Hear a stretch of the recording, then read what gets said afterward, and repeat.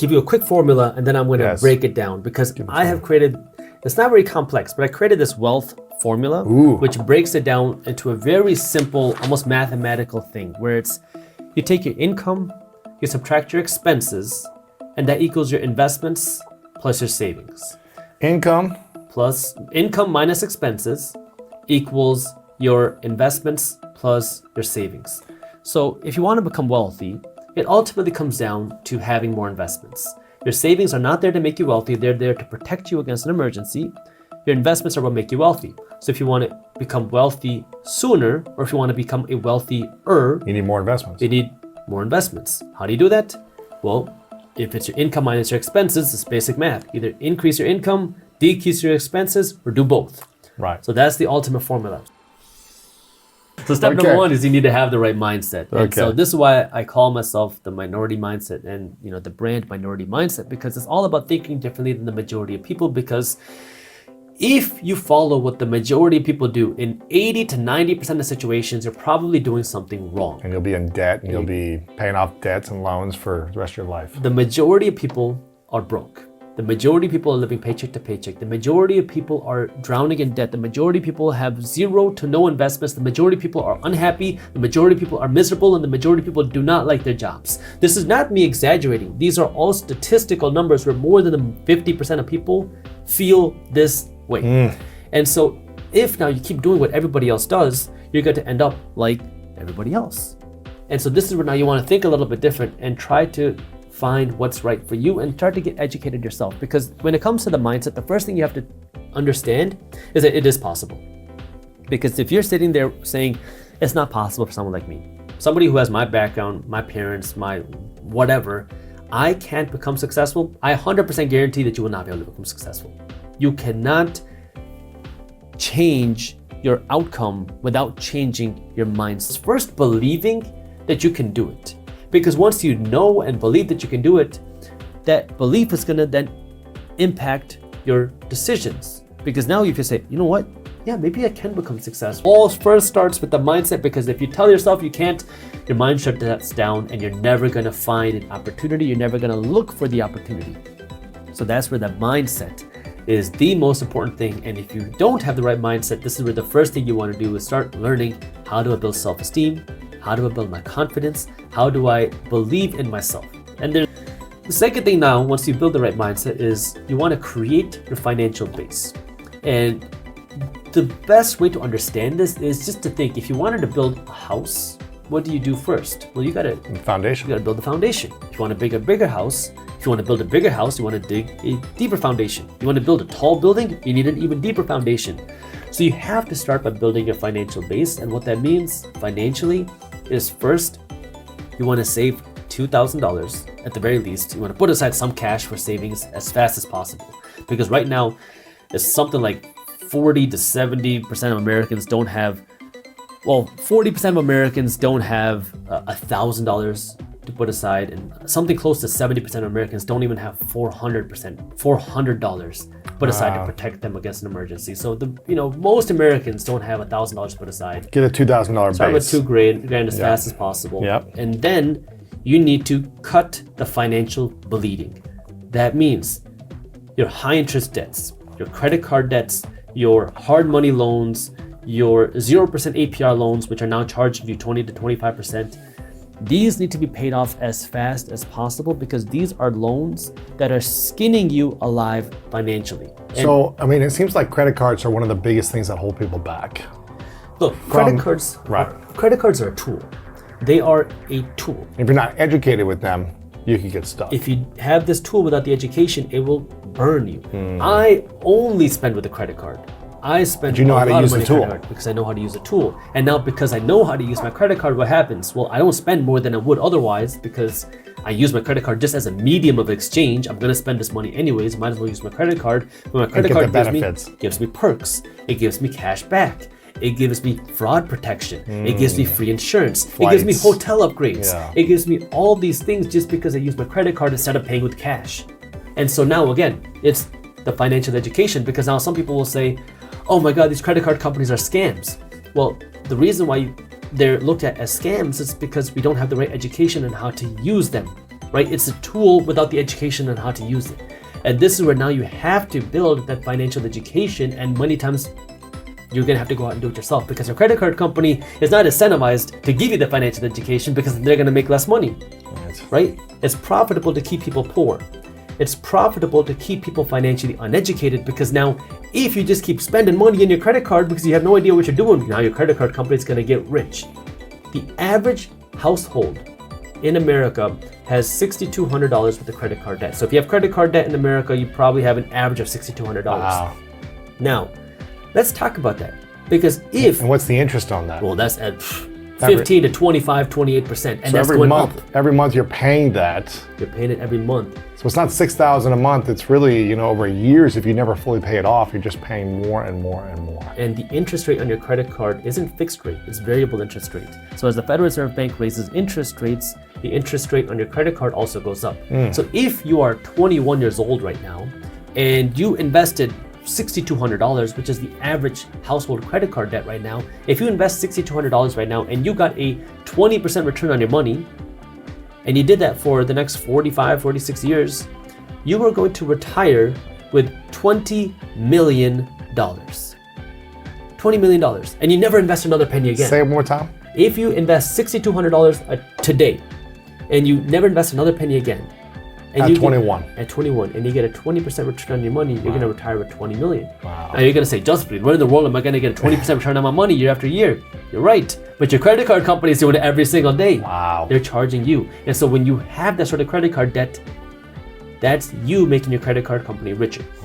Now, whether or not you think it's a scam, look, let's move past and understand what's going on. That way now you can use it to your advantage. Because I get tens of thousands of dollars worth of cash back every year from my credit card company because I use it as a tool and I understand how to use it. And this is where, look, if you don't want to use a credit card, it doesn't matter. Right. But just don't, if you have credit card debt, you have to pay that off because that is skinning you alive right now.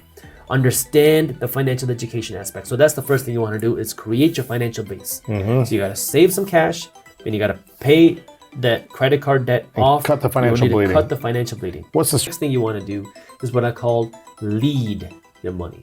So this is where you want to create a financial system and start investing your money because your savings will never make you wealthy. You cannot save your way to wealth. You have to invest your money. Your savings won't make you wealthy because of what we've talked about in previous interviews, inflation. You're losing money in the savings. If inflation is higher than the interest rate you're getting at the bank, then your savings are effectively making you poorer each and every day because now your savings are losing value to inflation. Now, does this mean you should not save any money? No. It means you need to save your money strategically. So you want to save your money for 3 reasons and 3 reasons only. Save your money for an emergency. Save your money for a big purchase. If you want to buy a car, you want to buy a house, you want to buy a nice watch, whatever you want to buy, you need cash in order to do that. And then 3, save your money for an investment. If you're not saving your money for one of these 3 reasons, you're saving your money the wrong way and it is making you poorer by saving that money. So now we focus on the first aspect of saving your money for an emergency. How much do you save? This is now again going to depend on your risk tolerance. You want to save somewhere between 3 to 12 months worth of your expenses. And the amount of money you save is going to depend on where you are in life and how much risk you're willing to take on. If you're like, hey dude, I'm 25 years old, I don't have any financial responsibilities, I don't need that much savings, fine. Save a few months worth of savings and that's it. Invest more aggressively. If you're like, hey, I have a family, I have kids, I have a spouse, I don't want to take on all this risk, then save 6 months, 9 months, a year's worth of savings because now it will give you that peace of mind that you have some extra cash put aside. So it's going to depend on your risk tolerance and what you want. But in this lead your money step, this is where you want to understand that there's more to putting your money aside than just saving your money. You also want to be putting your money to work. And the best way to do this is to create a system where no matter how much money you're making, you are going to proportionately continually invest and save based on your income. So what does that mean? Well, one of the simplest things you can do is follow something like percentage. My 75, 15, 10 plan, which means for every dollar that you earn, 75 cents is the maximum that you can spend, 15 cents is the minimum that you invest, and 10 cents is the minimum that you save. And this never changes with your income. The only thing that you would ever change is After you hit that savings goal for your emergency savings, you don't keep saving your money for the emergency because you built that whatever months you want, you put that towards your investments. Yes. And now, whether you're making 40 grand, 400 grand, 4 million, 40 million, you just keep following the same thing and you're living below your means. And now you're constantly putting money aside for your investments. Now, again, we talked about this before. This investment money can either be passively invested, all of it, or you can put this money aside to be invested. So you can put this money into a bank account. You're looking for a rental property. You're looking for a business to buy. You're looking for a cheap stock to buy. This now depends on your investment goals, right? Where do you want to be invested? How do you want to invest your money? And this is that financial education now of, what do you want to do and your personal goals. If you don't want to be involved with your money, you don't want to be, day-to-day investing or paying attention to the markets, you hate that idea, just passively invest it. Right. Put it into low-cost ETFs, index funds, and don't even worry about it and let it do its thing. You don't change it whether the market's up or down. So this is where now you're putting your money to work, leading your money, because real wealth is built through your investments, not through your savings, because you don't want to be spending all your money either, because if you're spending all your money on the Gucci, the Louis Vuitton, the Beamers, and the extra guac, well, guess what? Gucci's making money, Louis Vuitton's making money, Chipotle's making money, BMW's making money, but you're the one that's making all of them rich. Yes, if you say, I want to become wealthy, but you have no savings, and yet you have all this nice stuff, you look rich, but the stuff that's looking rich is making you broke. Making you broke, yeah. So, you're paying the price to look rich, which there's nothing wrong with that, but you just have to understand what your goals are. If you say, hey, I don't really care about building wealth, I just want to have nice stuff, it's a free country. It's your choice. But if you say, I want to have wealth, you have no investments and you're spending money on all this stuff, this is where you want to rethink what you're doing and understand what it is that you want and make sure that your actions are aligning with your goals and your lifestyle is aligning with what you want to do. I mean, you can't keep lying to yourself. That's why you should put your money not in buying the bag, but in buying the stock every month. Exactly. Right? Own the company, own the places where you're spending your money. And, again, there's nothing wrong with having nice stuff. Right. What I'm trying to say, just be able to afford it. Yeah. You know what? Don't go on a credit card with it. Don't go into a credit card with it. If you want a nice watch, you want a nice house, you want a nice car, fine. Just make sure you can afford it first. Right. And this brings me now to the next step, which I call interest-free living. And now this is where we're going to go a little bit deeper of how do you actually spend your money? Because in the American culture, it is very normal to be in debt. It's very normal to buy things that you can't afford. And before it was with credit cards, now it's with this new thing called buy now, pay later.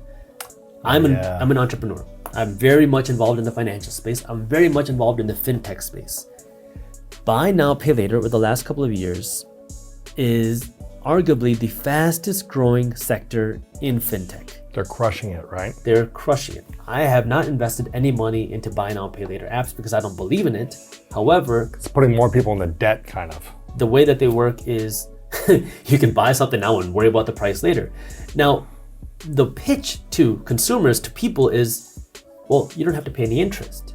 Kind of like the housing market back in the day. Right? It rhymes, It rhymes. History rhymes, right? But the whole idea that they say is you don't got to pay any interest, just pay it off for, say, 12 months or 6 months, which doesn't seem like a bad idea. Why would I want to pay $1,000 for a laptop today if I could just pay it off in installments and not pay any interest for the next 12 months? Yeah.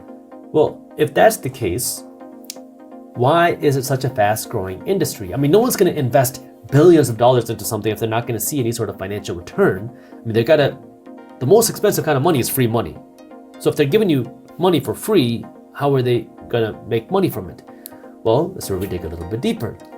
If you don't get past if you don't pay it in your 12 months, then what? So that's the first part. If you don't pay it off, now you get slapped with a very, very hefty fine, a very, very hefty fee, where now you're paying a massive interest rate, essentially like a credit card. They're just acting like a credit card. It's the same concept where you get a little bit of a grace period. But the second aspect is, if you want to buy a laptop for $1,000 and you need $1,000 to buy it, well, you got to have $1,000.